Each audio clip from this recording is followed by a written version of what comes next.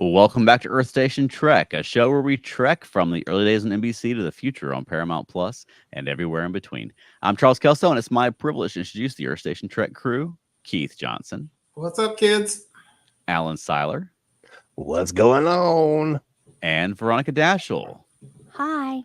And it's just us again this week. It's been a few weeks since it was just us. I know. Yeah. We've had so many guests on. It's been fun. Absolutely. Mhm. Now, do we have some Star Trek news this week, Alan? We have some Star Trek news, and by golly, we have a news report that literally is about an hour old. Right? We have like an hour ago, an announcement came out that this project that we first heard about 2 years ago, this is the new series Con SETI Alpha 5, and this is Nicholas Meyer had first announced this. It was going to be it was proposed as being a television show, and then 2 years ago they told us it's going to be a podcast. Well, that podcast is now just about to start casting. Wow. So the first the first 3 episodes for television were written. And those form the basis of, I don't know if this is a one-time thing. It's going to be about 8 to 10 episodes he's predicting. And I don't know if it's going to be like one season or this is a self-contained story that's going to be told over those that number of episodes. But the first 3 television shows that he wrote for it are the basis of what we're going to be hearing in the podcast. So it's really exciting that we're finally getting some movement on this. And he expects it to start recording within a year. What is the holdup? Why is it? I mean, I know he has to write the episodes and stuff, but come on. Yeah. It's been 2 years. And I know the Paramount situation is turbulent right now. Boy, I got a news report on that too. Right. So, but I mean, Star Trek for what, 45 years or 40 years has been obsessed with Khan, of trying to do a new Khan or revisiting Khan or referencing Khan. So if you're going to do it, bring back Nicholas Meyer and let him revisit Khan. So I'm excited to hear what this is, when and if it eventually, becomes a reality. Right. Okay. Speaking of the Paramount situation, in the ongoing insanity that is the potential Paramount Plus merger / buyout / whatever it ends up being, Paramount Global has extended the shop around period to consider a brand new $6 billion offer from an investor group led by Edgar Bronfman. He's the former CEO of Warner Music Group and Seagram's, and he's like the inheritor of the Seagram's fortune. And this new bid, $6 billion, is $2 billion lower than the Skydance bid. But Bronfman, being super bold like he is, makes the argument that, yes, it's a little bit less money, but it's far more valuable because it eliminates the risk, the uncertainties, and the costs of combining Paramount with Skydance. It's not a little bit less money. It's $2 billion. I know these guys are like, they calculate money differently than I do. Very differently. Right. A little bit less money is like $20 to me. Right. And even then, Yeah, that's still a lot of money. Right. That's like dinner for one. Yeah, so it's really interesting that we were, I thought, close to a deal with Skydance, but now they've gone back and they're like, well, let's got this other thing we need to consider. It's never going to end, y'all. Yeah, I know Skydance isn't interested in Paramount isn't interested in my opinion, but I say stick with Skydance. At least for me, at least Skydance has a history with Star Trek, and the word is the Skydance guy is a Star Trek fan. And that's really, at this point, what I care about as far as this Paramount thing goes. I mean, that's the only thing I care about. Right. I don't care about anything else that Paramount Plus has on there. So, I mean, they do have some good stuff. There's a lot of things that I've watched. They've come up with a lot of, I mean, I'm a, big music fan, and they've done a lot of really good music documentaries and stuff like that. And so I'm all in, but Star Trek is my priority. Right. Absolutely. So anyway, next we have, in Variety magazine, a brand new look at Strange New Worlds, upcoming season 3. Akiva Goldsman says, we have a bunch of ideas for the kinds of genres Star Trek can accommodate, and we continue to sort of try to stretch those boundaries. So as you saw, a lot of people in the clip that they showed at Comic-Con, a lot of people become Vulcans. We are trying to, dare I say, go where we have not gone before when it comes to genre. So besides the tried and true, which is some sci-fi adventure, and certainly our attempt to remember the cadence of at least regularity, there must be a moral to the story. We are spreading our wings. Mm. Now, Rebecca Romaine says, along those lines, I feel like every episode is such a surprise to us, and the showrunners are so good at playing with genre that we never see it coming. So we didn't think we could outdo season 2 with some of the things that we pulled off in season 2. And season 3 we're equally proud of. We did some things. Now, previously, Frakes said that he is directing an episode in season 3, which is he described as a Hollywood murder mystery. And it's now confirmed that will be episode 4. And Rebecca Romaine says it was a really special experience. When we wrapped that episode, Frakes and I were on the same flight going home that weekend, and the flight was delayed. So I got to listen to him talk about that episode for 3 hours and how it was his favorite hour of television that he's ever directed. Wow. Ooh. I believe that too, because when we met Frakes at a convention, it's the first time I'd ever met him, we just we get a photo with him, and he was so excited at that time about the Lower Decks crossover, and he was like, I had like a Lower Decks t-shirt on, and he's like, oh, you've got to see the Lower Decks crossover, it's going to be so great. Like, he gets so excited about this stuff, and we're just strangers, Star Trek fans approaching him. So I totally believe that. That's so cool. It seems like Strange New Worlds is finding its own path. And I think, Charles, you always say that you kind of like them to explore Strange New Worlds actually every week. Isn't that weird? I don't think that's really what they're going to be doing. I think they seem to be kind of almost experimental, where they like to do a lot of kind of crazy, goofy things like Freaky Friday body transfer, slight hint, and the people looking like Vulcans in Subspace Rhapsody. And then they kind of do some really intense stuff like Kirk coming in and the Gorn. I don't know if they're ever going to be kind of like that every week, a new adventure like the original series. That seems to be kind of sort of where they were going. And the reason I also point that out is a friend of mine who's been catching up on Trek. He called me this morning and he was like, I like Strange New Worlds, but is it me or are they slightly different from the original series? And I said, yeah. And then Veronica, he called up, he goes, Jesus, I hated Subspace Rhapsody. What the heck was that? Wow. I said, I think they're trying different. It's a slightly different type of show. Yeah, I am hopeful that there will still be Strange New Worlds. There will still be Star Trek episodes with moral messages and things like that. But the questions they always get asked are about the genre and about the musical and about the hijinks. Right. No one ever asked them questions about are there strong moral messages and social concerns. That's true. Presented as allegory. You know what I mean? So there is your task at Dragon Con, Chuck. Okay. There you go. That's your goal. I like it. And speaking of Kirk and those kind of things, just a quick little bit from Akiva also talking about some of the character work in season 3. We're going to see a lighter side of Una this year because she's gotten past all the stuff that she dealt with in season 2. Right. Scotty is still young, so he's not going to quite be the Scotty that we know from the original series. Scotty is too young. I'll interject, but go ahead. Yes. Okay, maybe. And then about the addition of Corby, he says, like so many of our characters, they have many great days before their less great days. I don't know what the hell he means by that. But he says, our take on Roger Corby is not quite what you would expect. Keith, you're just going to love this season. Yeah, I'm going to love it. So basically what they're going to do is Dr. Corby before he became a mad scientist is what they're going to try to say. And before he became an android with a sex bot on a that too.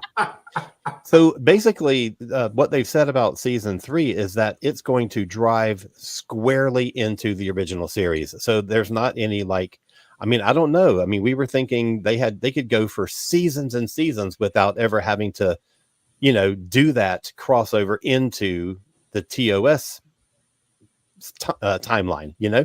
but it looks like season 3, that's where they're headed. Like, that's it. Mhm. So They've interesting. They've made it pretty clear that that's what they're doing, and I Yeah. wouldn't be surprised to see a Sulu or a Bones show up at some point. Yeah.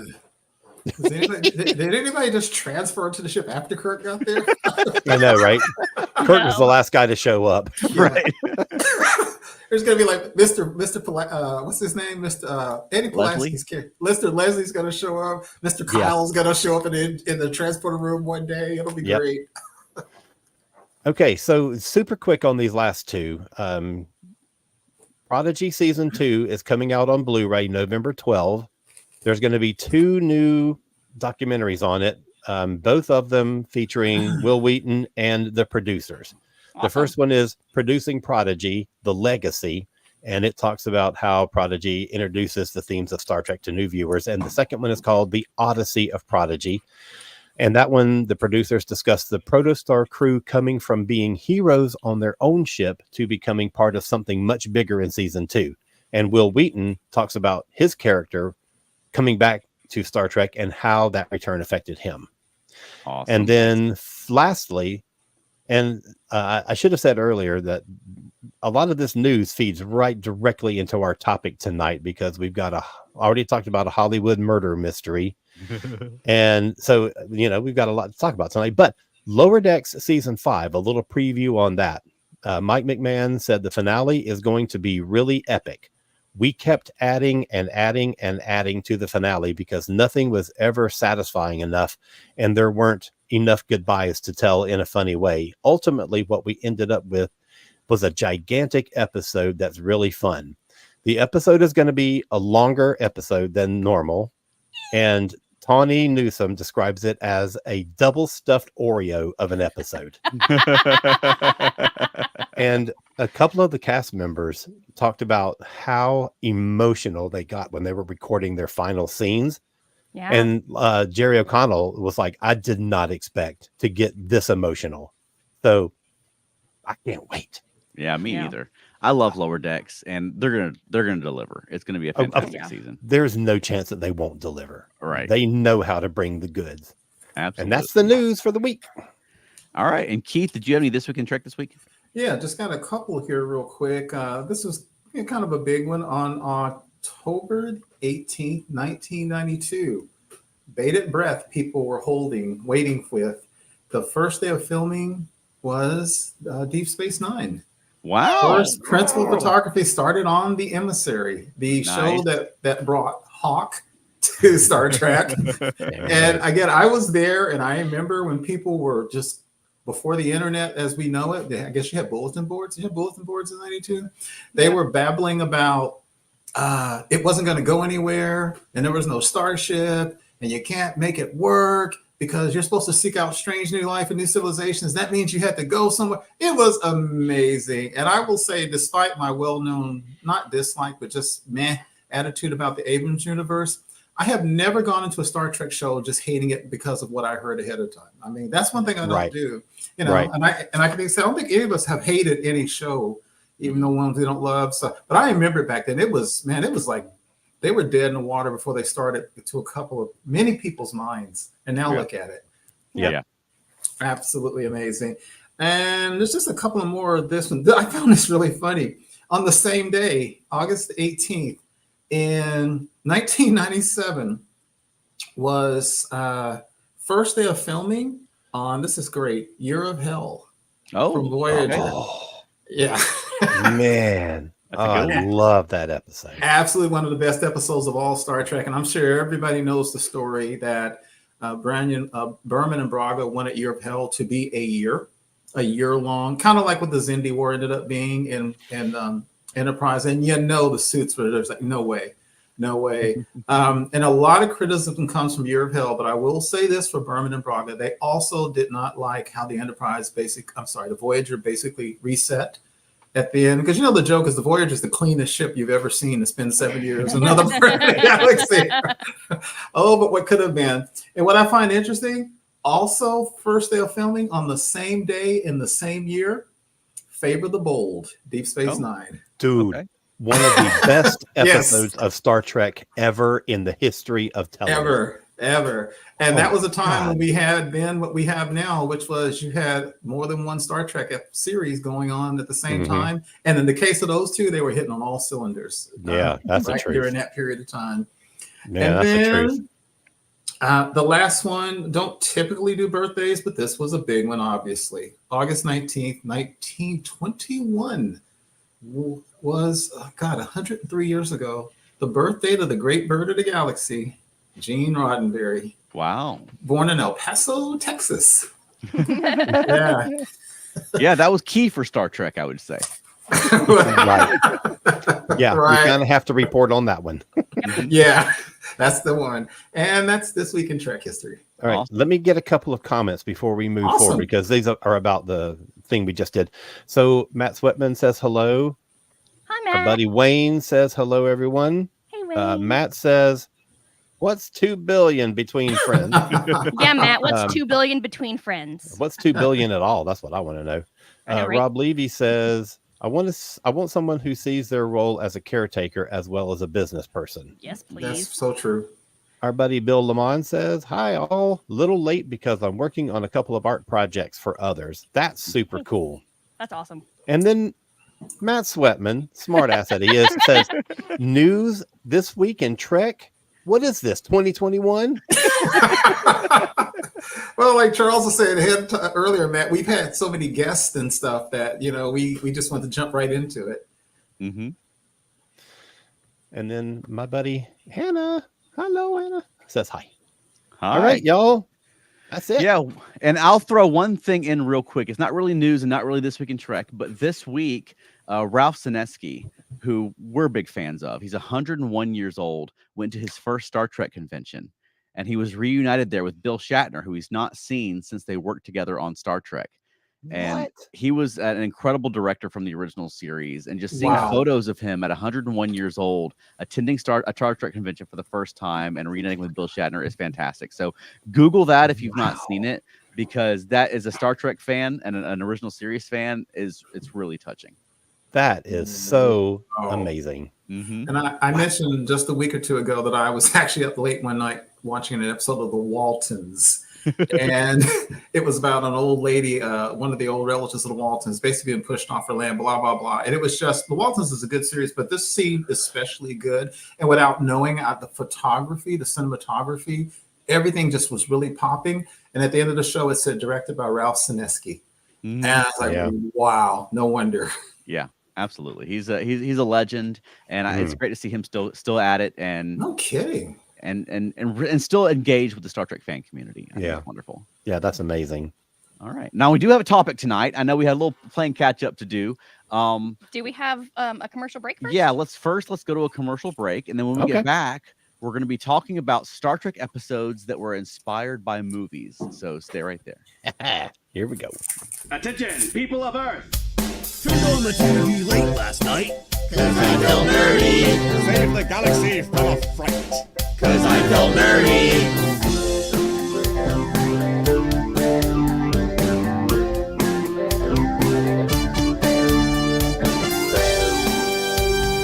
Turned on the TV late last night. Cause I felt nerdy. Then my gravity and took flight. Cause I felt nerdy. Exterminate, seek, locate, destroy. I have to go. Having some problems up here. Good luck, stay safe, see you soon.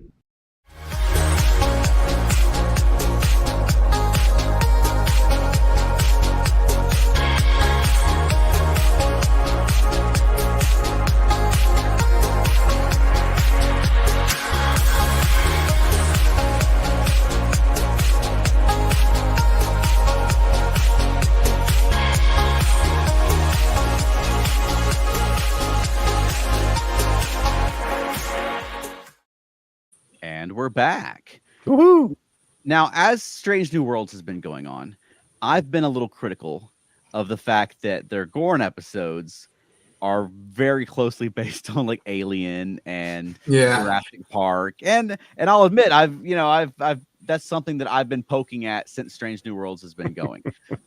But I was thinking about it recently, and there's been a lot of Star Trek episodes that were inspired by movies just as much. And I think maybe those bother me a little bit less because, you know, Alien I've been familiar with since I was a kid. Whereas, you know, I mean, you take an episode like Balance of Terror, which is actually very closely based on the movie The Enemy Below, but I hadn't seen The Enemy Below when I watched Balance of Terror. You know what I mean? It's a fact that I learned later, and I went back and watched that movie later, largely because it's very similar to Balance of Terror. And so I think that maybe I'm more critical of when that happens now than I was then. So I thought it might be fun to just talk about some of the Star Trek episodes that are inspired by movies and how we feel about that.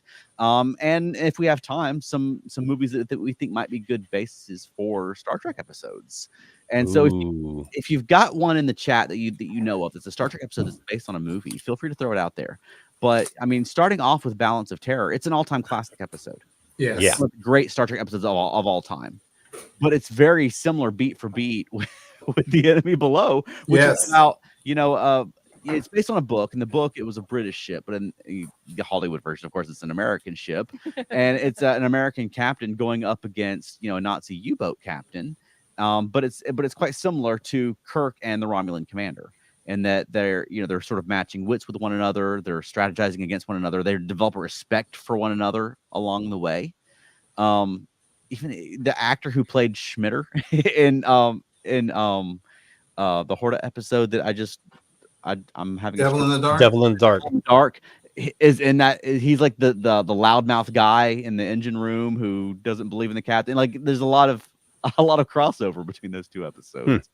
Have you guys? Cool. Well, what do you guys think of it? What do you think about Star Trek episodes like cribbing from movies like that? Do you think that's a good thing, that pulling inspiration, or do you think that it's a lack of originality? I think it's good.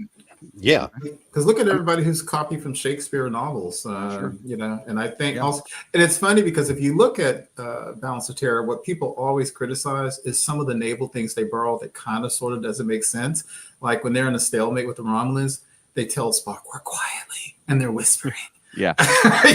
But there's not like they're going to detect the vibrations. And instead of dropping a hammer or something, Spock hits a console to send a signal to them. When the ship disappears, they can't see it at first if it doesn't move, which kind of sort of doesn't make sense for how the cloaking device works. But as you said, but it works because they make it work. It's a great episode. Right. Great episode. And that's the only episode where there's a phaser room where there's guys who captain gives the order to fire phasers, and the guys fire the phasers, which look like photon torpedoes. So, Chuck, I'm going to answer your question by quoting David Bowie.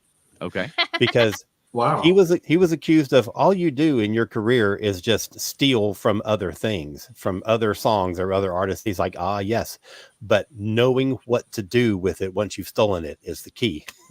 Yeah, that's what I was going to add was. So drawing inspiration. Oh, sorry, Veronica. Oh, I was going to just say that there's no new stories, just new takes on old stories. Mm-hmm. And drawing inspiration, especially for television, because you're churning out a new episode for it at that, in the past, it was like 26 episodes a year. It's not a bad thing to pull from novels, from a comic book, even from films, from whatever. And as long as what you do with it is, there's a difference between doing an homage and just ripping something off. And as long as you spin something to make it your own, drawing inspiration is great. I mean, some of the greatest episodes. I mean, look at things like Obsession, Oh yeah. Just incredible stuff. So we recently watched the new Alien movie, and having seen that, I feel like they ripped off Alien. In the new Alien movie? Yes. Well, no, not Alien. in Star Trek, they ripped off Alien. They have the same monster and everything. Oh my gosh. No, in Star Trek. Yeah. Because the Gorn weren't like that. There was nothing about that. And all of a sudden, suddenly they implant the eggs in people, and then it explodes out of them. And then the babies are the ones that infect people. And then they grow up, and then they attack people and eat people. And the babies infect them and make more. Yeah, that was kind of what inspired this, because especially the first one episode, it's very like Alien with a little Jurassic Park mixed in. And then even like in the season 2 Gorn episode, hey, was it I'm going to say it wrong again because I say it the way they said it on Star Trek. Hegemony? Hegemony? Yeah. Okay. Hegemony. Hegemony. They even do the shot, like the Alien 3 shot where the Gorn is like coming at Captain Patel's face. Right. I think like what Alan said is the point, which is you can pay homage to it and make it your own because one, let's remember that the reason the Romulan ship ended up becoming invisible and therefore much more of an analog to submarine is because they didn't want to do a lot with the model and they wanted to make it invisible. They had some issues with production. It's kind of like Steven Spielberg with Jaws. And the other thing, back to what Alan was saying as well, they made it their own because they have Spock, who's an alien on this ship, and they don't know what Romulans look like. And there's a whole thing about it. Literally is a thing about the person next to you could be someone that you don't know because Spock is an alien. You know, I think that's new and different that they added to it. So they absolutely made it their own to me. And it's just an excellent episode. Mm-hmm. I love it so much. I wouldn't criticize him if it was a straight up copy. Yeah, and Alan made a good point about the 20 plus episodes. And I mean, the first season of the original series has like 29 episodes. Yeah. And those are hour longs that they're having to crank out basically the same amount of time that they're doing 10 episodes now. Right. Yeah, basically. Yeah. A couple of comments. We have a viewer called K70 who says, hello there. Welcome. And follows that up by saying, for me, Trek had got so bad that he and I guess it's a he, I'm sorry for assuming, and a friend created our own animated Star Trek fan film. Awesome. Now, that's interesting. Well done. Matt Sweatman says, one of you probably have this all your list already, but I think of TNG's The Mind's Eye being inspired by The Manchurian Candidate. Oh, great. Thanks, Matt. There goes one of mine. Mark says there are many different types of Gorn out there. I hope Hey, that's Mark, that's a sore subject. Let it go, Mark. It's a sore subject. No, you let it go.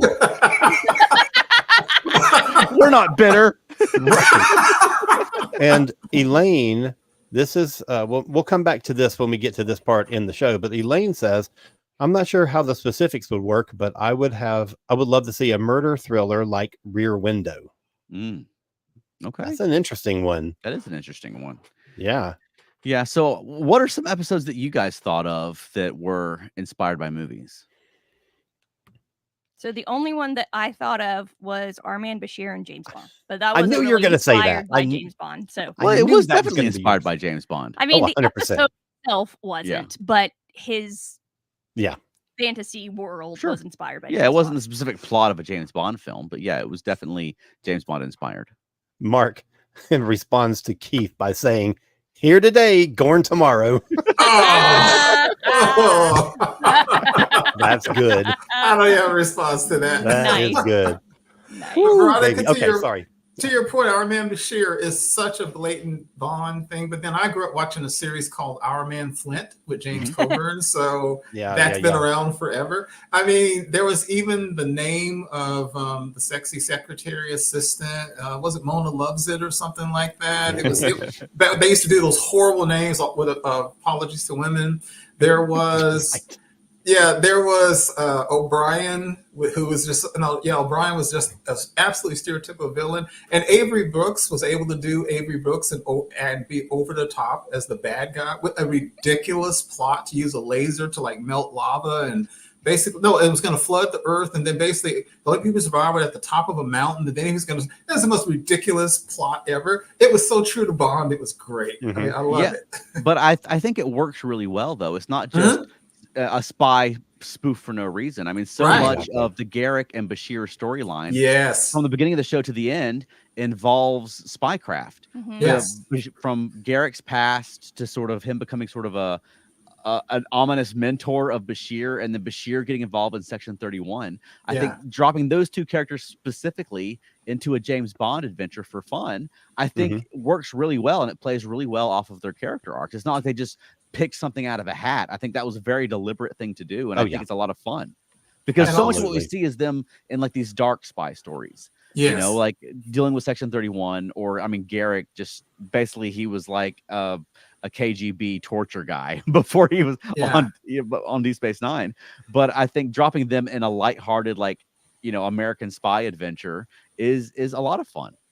And also, Charles, follow up what you said. What was funny was they were able to poke fun at the genre themselves as they gave homage to it. Because remember in the whole show, Garrick kept on going, no real espionage agent would do this. Yes. Who would live in this big apartment, with the suits and the women and the cars? Seriously? It was great.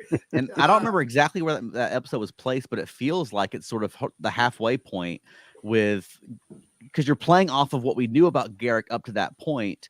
But then going forward, Bashir gets involved in real spycraft and does not care for it. You know what I mean? Yes. So I think that I just think that that's a wonderful episode. Yeah, I agree. Great episode. Our new friend K70 just subscribed. So thank you so much. That's amazing. And K70, feel free to drop the link to your or the name of your fan film, and as long as it's like not like a dirty fan film, but feel free to drop it in the comments so people can check it out. Yeah, absolutely. So I have one that I came up with when I was doing some research for tonight's show that I didn't know until whatever day it was that I found this. It's a couple days ago.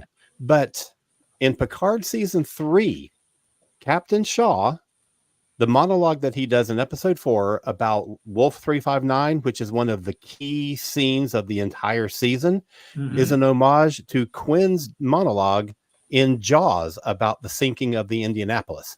Oh. And I actually surprised, even though I already knew that. Oh, okay. Well, I didn't know that. And Quint in Jaws is played by an actor called Robert Shaw, and that's where Captain Shaw's name come from. Yeah. I didn't know that. Yeah, that's really cool. I did not know that. And I mean, and that's if you're gonna like piggyback off of a famous movie monologue, like you're expecting the actor to have the chops to do it. And I think that he definitely rises to that challenge. You know what I mean? I would imagine it'd be kind of like intimidating that like this is your big Robert Shaw moment, and you're like, oh geez, you know what I mean? It's one of the famous movie scenes of all time. Right. Good call. Exactly. Cool. I did not know that. Who knows? That may have been the audition piece. If you can't nail this scene, you can't do this series. I think he definitely rose to the challenge on that. Oh man, absolutely. God, he was so good in that whole season, but that scene just blew me away. Yeah, it was fantastic. Well, going back to Next Gen, I mean, you have the episode Enemy Mine, which is very much like Picard in a Die Hard, where and there's a lot of shows. Starship Mine. I said Enemy Mine. Yeah, another good one though. That's a different episode I have on my list. But yeah, Starship Mine, where he's basically doing the John McClane thing on the Enterprise, which is at a time when I know Patrick Stewart was really pushing to get more action for Picard. Because he didn't want Picard to just be the desk guy, the stuffy guy. He wanted more sex for Picard. He wanted more action for Picard. And I think this is a way that really works because it was Picard sort of against these terrorists, but in his element. Like Picard knows the Enterprise backwards and forwards. You know what I mean? So if you're gonna have more than John McClane knew the Nakatomi Plaza, you know what I mean? Right. I think Stewart just wanted to show off his biceps because that dude was freaking cut and worth it. Also a memorable episode because it had two interesting guest stars. Patricia Tallman, who played the telepath. Lita in Babylon 5 was one of the bad people. Oh, we know all about that. Yes. And so is Tim Russ, Tuvok, who is still trying to get his way into Star Trek. That's right.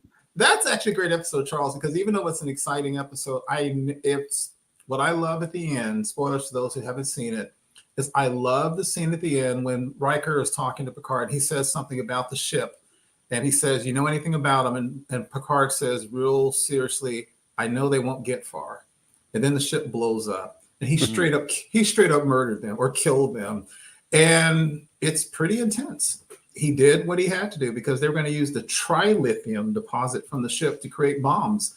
I love that episode. He also, he did some really cool stuff. Like he had an arrow. He shot one guy with an arrow, and then he put some powder on the floor, and it blew up. And then there was one guy where they were doing a baryon sweep.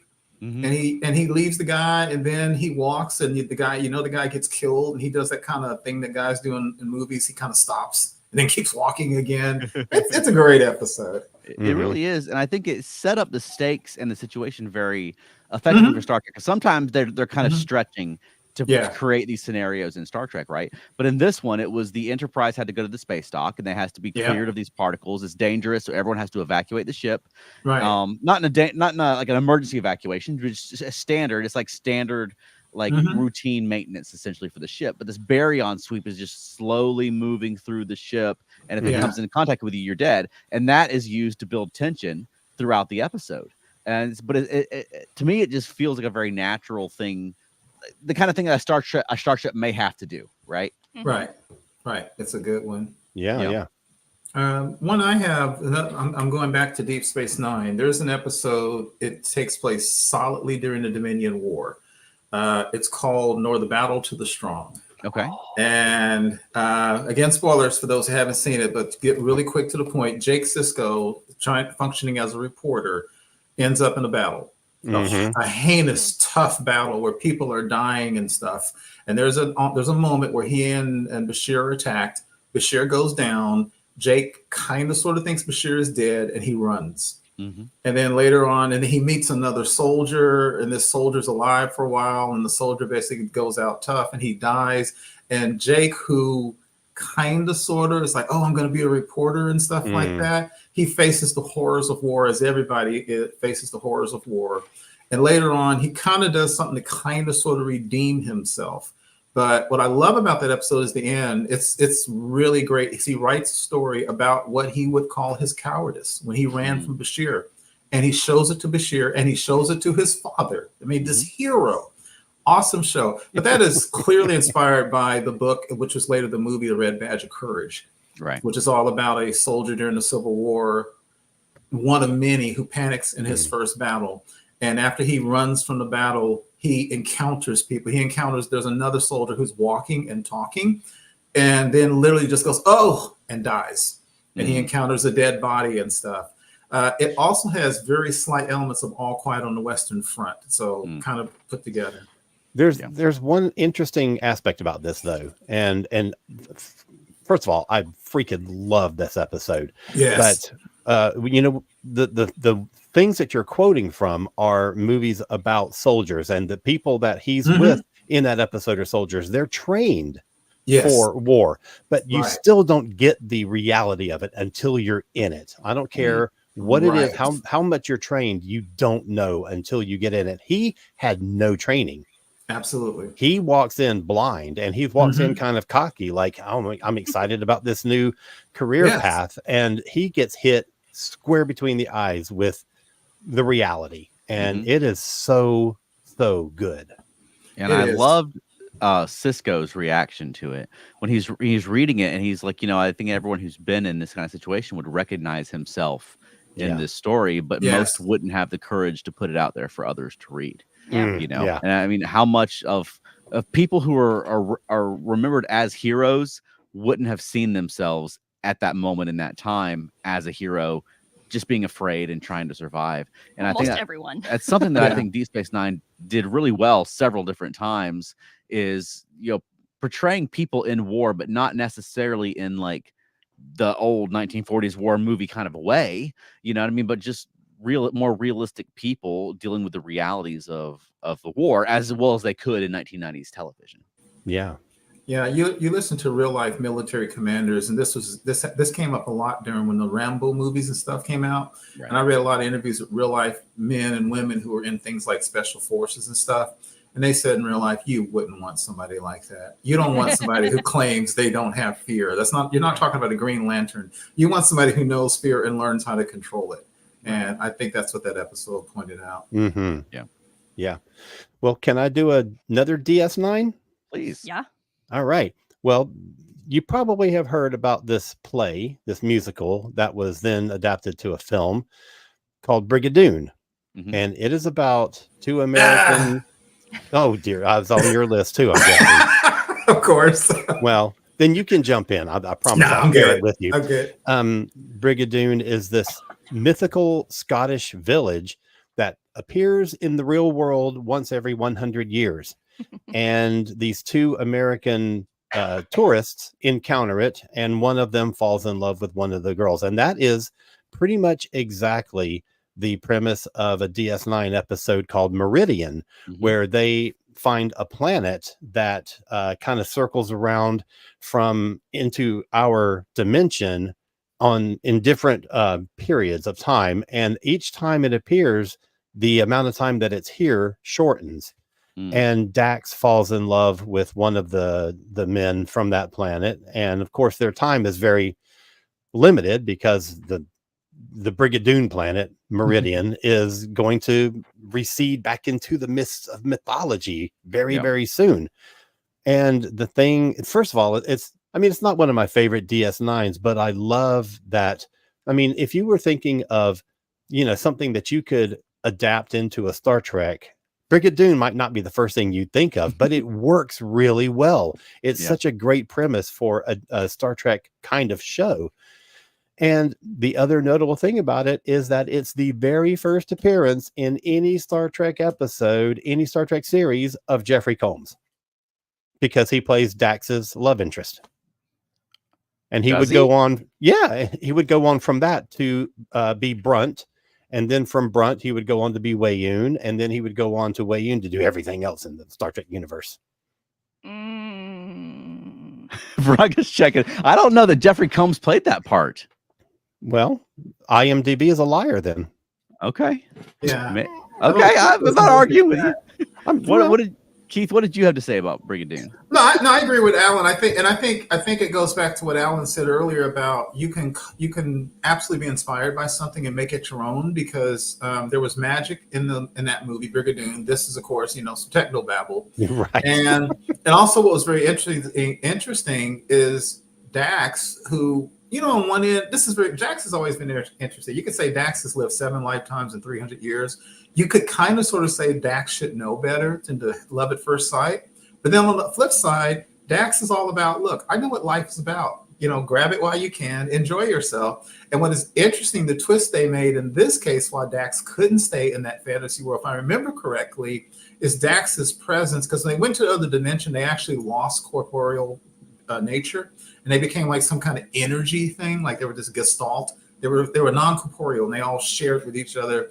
And something about Dax was preventing the planet from going back into the dimension. I think it's because Dax was in our universe. She was like an anchor. And so if she tried to join, she would actually destabilize that universe, so their world. So she didn't have a choice. She had to stay in our reality. That's an absolutely different twist on that. Yeah, and that's kind of a trope where like you found paradise, but if you join it, you're going to ruin it. Yeah. Yeah, and I don't want to argue with you, Alan, because I'm going off of memory, but my recollection was that Jeffrey Combs' first role was the guy who wanted the alien who wanted to sexy holograms of Kira. Yeah. But was that Pee-wee? Oh, I'm sorry, but that's the same episode. Okay. So it's still right for the episode, but I was thinking the character was different. I got you. Because I was like, that character didn't look like Jeffrey Combs. I haven't but seen you know that what? You can never really tell years. who Jeffrey Combs is. Well, that's a very good point. No, but if I see his actual face, I can tell it's him, unless it's him from like 10 years before Star Trek. Okay. I don't recognize him as a baby. Well, another one that I wanted to talk about, and I accidentally referenced it earlier, was Enemy Mine. For real this time. For real. In which,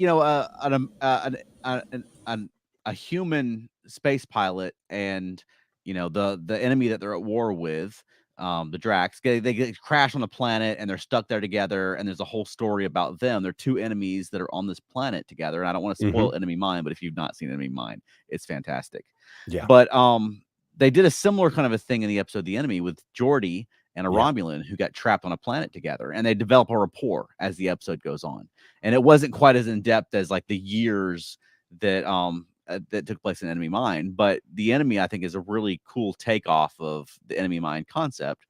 That with Geordi and his little Commodore, I keep wanting to call him Commodore, but his little Romulan buddy, as they have to escape from this planet together. And I think that's something that works really well for Star Trek, is just two enemies who wind up on a dangerous situation together and have to learn how to work together.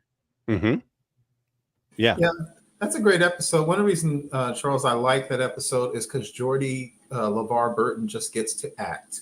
Mhm. He's not pining away over a woman. He's not being unnecessarily mean to, you know, Barkley.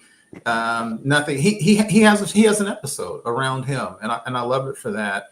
And that's a good example again of based on a movie, but based on a trope that's been around for generations. I mean, there's novels going back centuries about people from different worlds together. Indeed, when you said that, I originally wasn't thinking about the TNG because the series Enterprise did one with Trip just like that, where he crash lands on a planet with another being, and they also kind of have to work together. And the sun on that planet is so fierce that it's going to kill them. So yeah, it's been done twice at least. And that is a very, very, very good episode, but it ain't nothing like The Enemy. Right. No. I'm sorry, they got it. They perfect the first time. Absolutely. Yeah. Veronica, Okay, do you have another one? I did. All I did. right. I don't remember the name of the episode. We'll figure it out. But it was the Robin Hood one. Okay. Robin Hood. Oh yeah, okay. Yeah. Yeah. That's about it. Robin Okay. Is that Cupid? Good point. I didn't even think about that one. Yeah. Yeah, that's excellent. Yeah, and they're playing really heavily off of like the old Errol Flynn type Robin Hood, like that style of Robin Hood. Yeah. Which I mean, at that I don't remember if this probably came out before the Kevin Costner one that was big around that time. I don't remember what the release dates of both the episode and the movie were, but in the case of Cupid, it's playing more heavily on like the tropes of like the old Hollywood Robin Hood. Yeah. Matt Sweatman has a good suggestion. He says, with the upcoming Starfleet Academy show, they could do an episode inspired by some old comedies like Animal House and Revenge of the Nerds. Wow. I sort of hope they don't do that. Yeah, man. I don't know about that one. And Joe, we're looking forward to that show. Don't ruin it. Right. And K70 says, I am not a merry man. That's awesome. So whenever line ever. I see that, or whenever I see the Cupid, is that, did I pronounce it right? Okay, awesome. I think there was this little My Little Pony cartoon that someone had done where it was all the Star Trek characters, and it was really hilarious because Q actually plays the bad guy on My Little Pony: Friendship is Magic, and Worf's pony is going, I am not a little pony. Nice. It's very funny. Very cute. That's awesome. Yeah, we did a review of that episode. None of us had seen it in a long time, and we were shocked at how long it takes to get to the freaking Robin Hood to get to that the good episode. That was a long time ago. That was one of our very, very early episodes. I know. I mean, that's Lots all of you long. remember about that one. So you think that's what it was all about. But no, it takes like 25 minutes to get to that part. So all the good stuff is in the second half of the episode. Right. Holy cow. Yeah.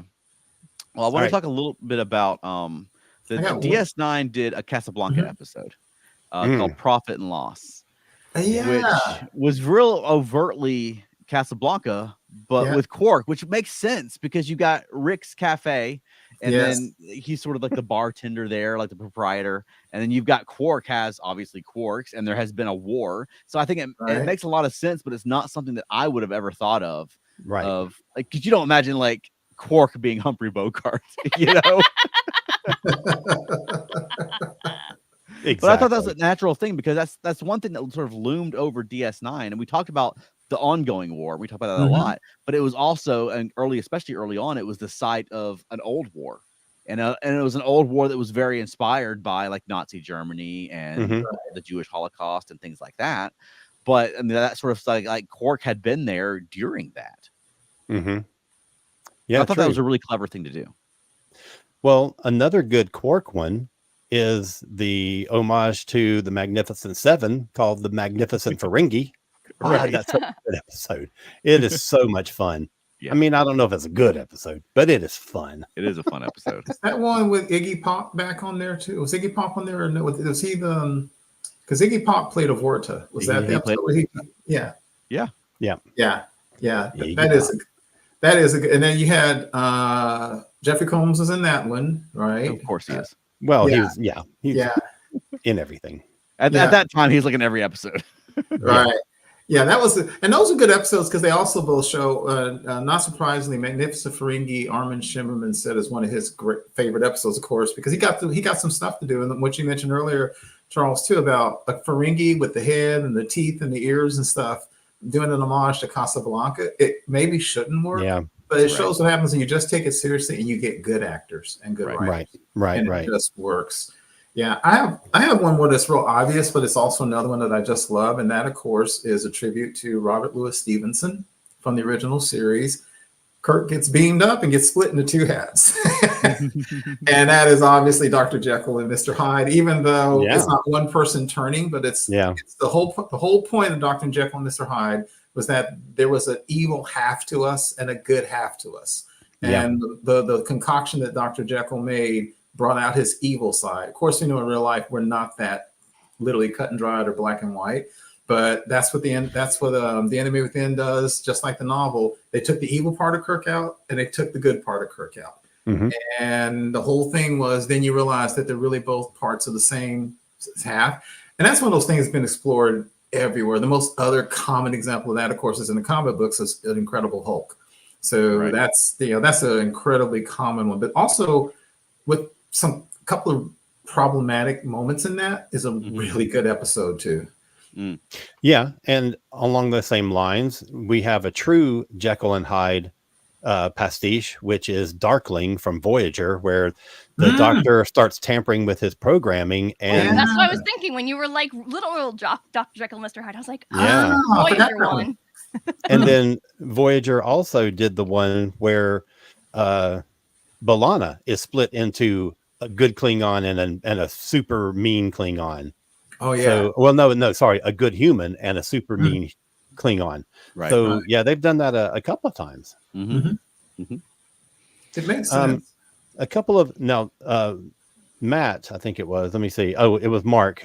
Mentions Fistful of Datas, and that was one that I had on my list too. As far as here, as far as being a pastiche of like every Western ever made, as Mark says, and it's not one of my favorite episodes, but it does have its moments.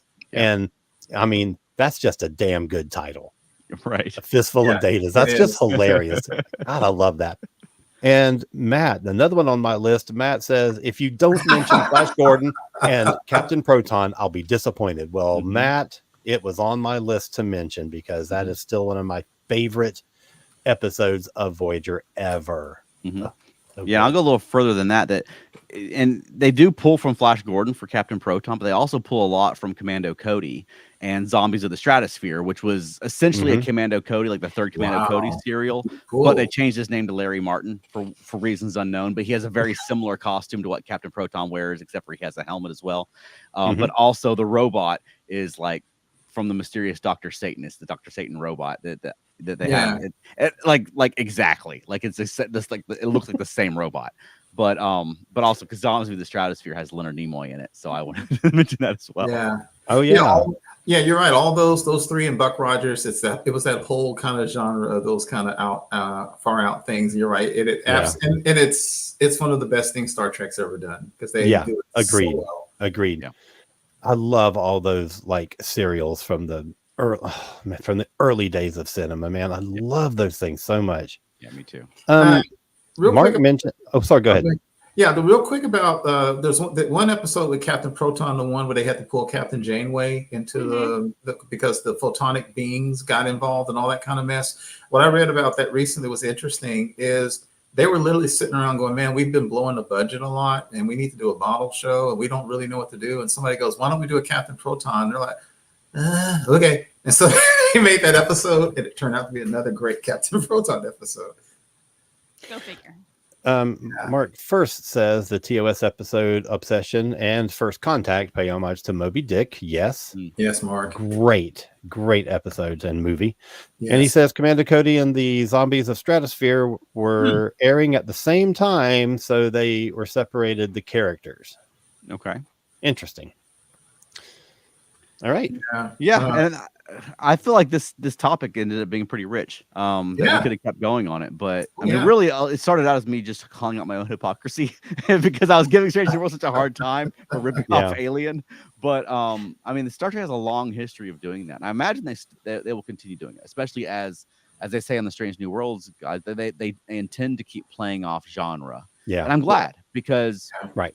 I mean, some of the new shows, the more serialized shows, they maintain a tone throughout the 10 episodes or 12 episodes or 15 or however many it is. But I think with the episodic shows, they have more of an opportunity to play around and change the tone. And Chase of Strange New World season 2 pretty drastically from week to week, where you can go from like the Lower Decks crossover to like a war drama and then to the musical like 3 weeks in a row, you know. But I think it's fun, and I think that it's something that I mean, it has served Star Trek well in the past, and I'm sure it will again, going forward into the future. Absolutely. One quick thing I want to inject in there real quick. We were talking about the homages. There was the one where Janeway was running around from that stupid giant flying virus, which is another kind of alien homage too. And she also got to show her guns and run around shooting things. So that's another one they just love to borrow from. To the point that in Prodigy season 2, when she went into action, she was just all of a sudden in the tank top, and then when the action scene was over, she was back in her uniform with no explanation. Yeah, you know that was on purpose. They had a great time with that. Right. Yeah. So just a couple other ones. Tapestry is similar to It's a Wonderful Life. All Good Things has elements of Christmas Carol. You know, Duet, one of the greatest DS9 episodes ever. Man in the Glass Booth. So man, good stuff. Yeah. And you know what's really interesting, Charles, is we just did movies, many of which are based on books. But Lord, if we just did books and we added books, we could be here forever. Yeah, well, I'm sure we will, because we're gonna have long between new episodes. That's right. On the list.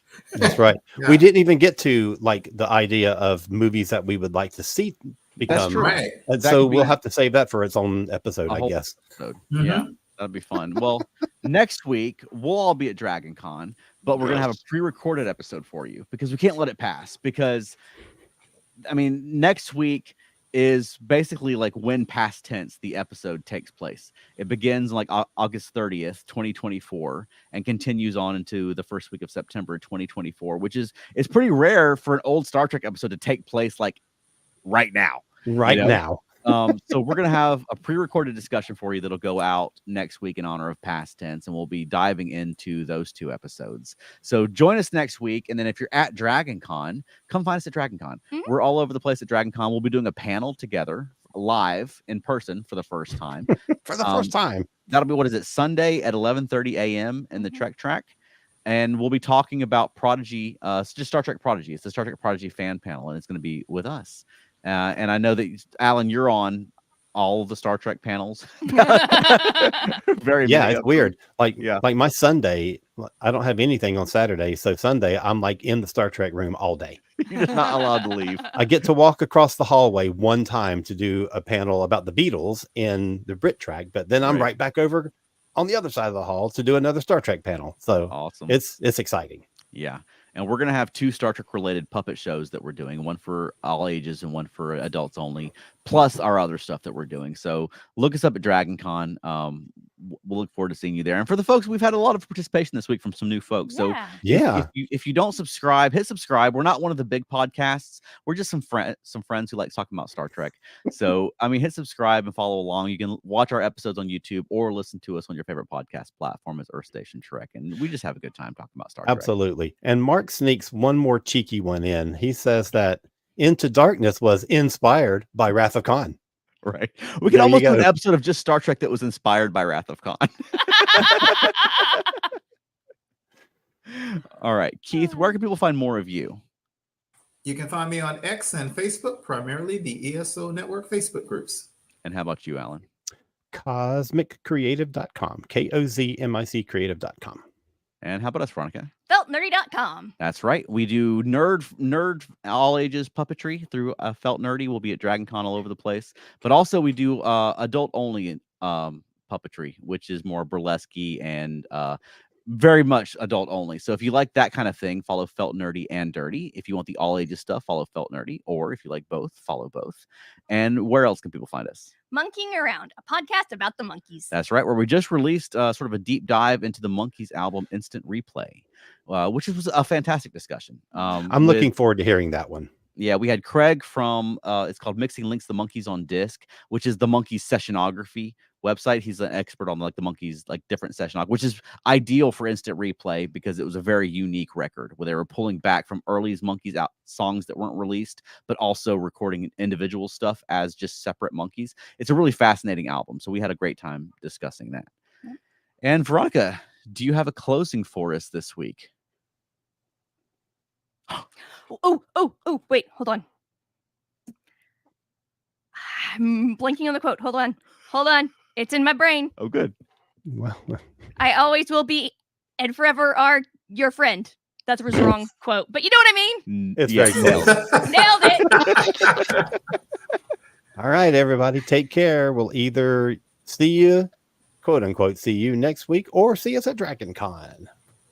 Bye, everybody. See